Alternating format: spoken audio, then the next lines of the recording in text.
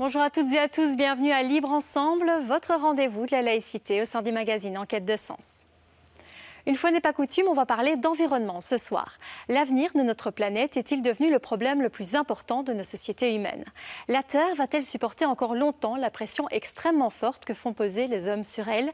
Autant de questions que Jean Cornille a posées ces dernières années à Frédéric Lenoir, Stéphane Hessel, Hubert Reeves ou encore André Comte-Sponville, des philosophes, écrivains et scientifiques qui nous répondent dans ce reportage du Centre laïque de l'audiovisuel.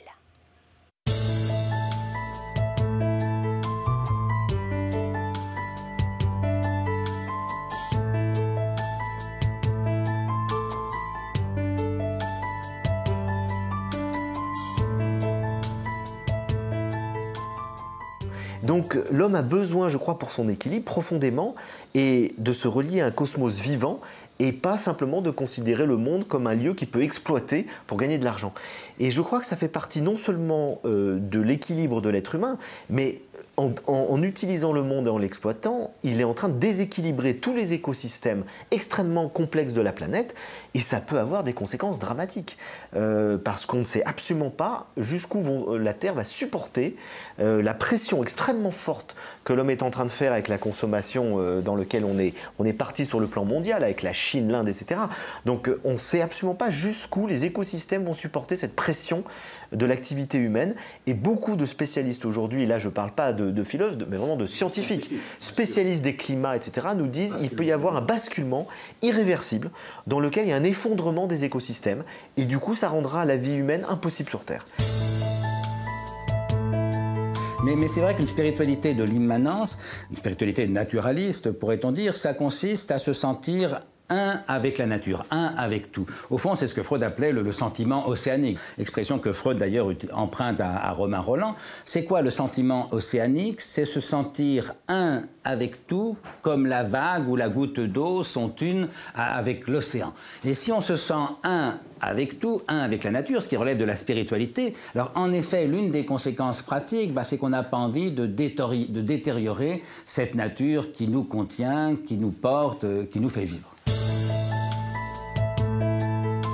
Parce que c'est vraiment le seul grand défi qui ne figure pas dans la Déclaration universelle. À l'époque, en 1948, nous ne savions pas encore les dangers auxquels nous avions exposé notre planète par une civilisation économique, exploitation excessive des ressources naturelles.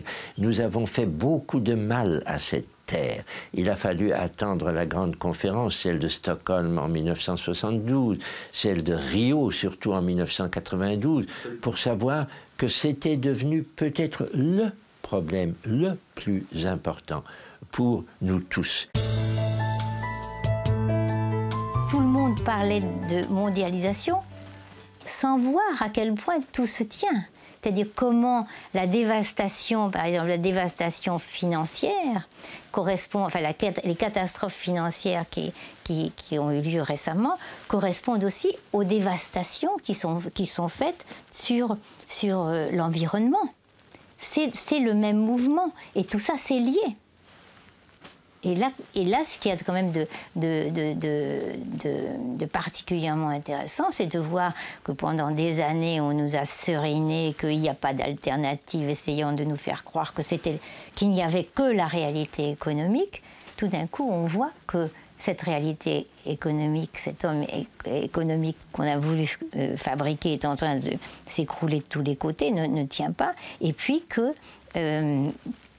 eh bien, il y a des alternatives. Donc, il faut prendre conscience.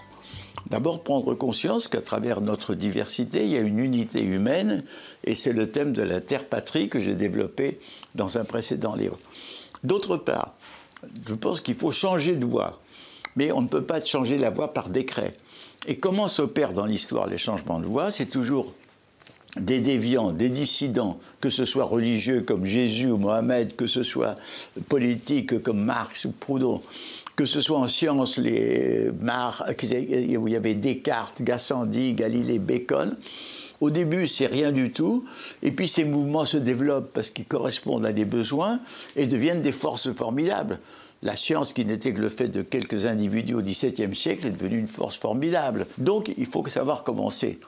Mais on commence, on n'est même pas au commencement du commencement, mais le monde grouille d'initiatives créatrices qui traduisent des possibilités futures, que ce soit dans l'agriculture biologique, que ce soit dans les villes, une urbanisation qui humanise la ville, que ce soit dans tous les domaines. Et à mon avis, le monde va changer parce que si toutes les réformes commencent en même temps et convergent et se réunissent comme des ruisseaux, font des rivières et des rivières, un fleuve. Les décisions qui se prennent aujourd'hui vont influencer la vie de l'humanité pour des milliers d'années à l'avenir.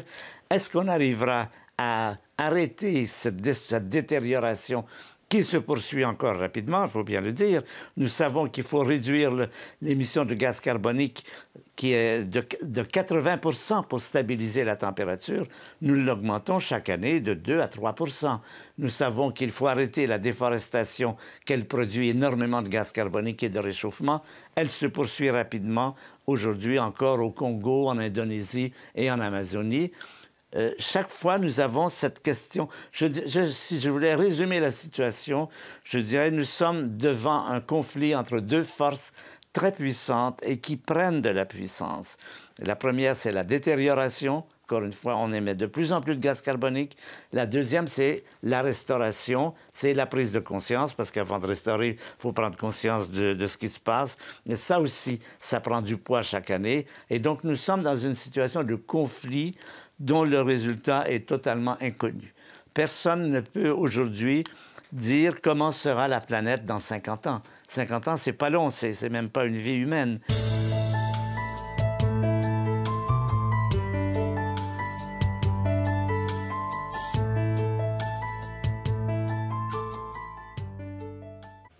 Si vous souhaitez revoir ce reportage du Centre laïque de l'audiovisuel ou tout autre débat et émission Libre Ensemble, rendez-vous sur notre site internet www.libreensemble.be. Vous allez y retrouver également tous les horaires et les thèmes de vos prochaines émissions. Merci de nous avoir suivis et à très bientôt pour Libre Ensemble, votre rendez-vous de la laïcité.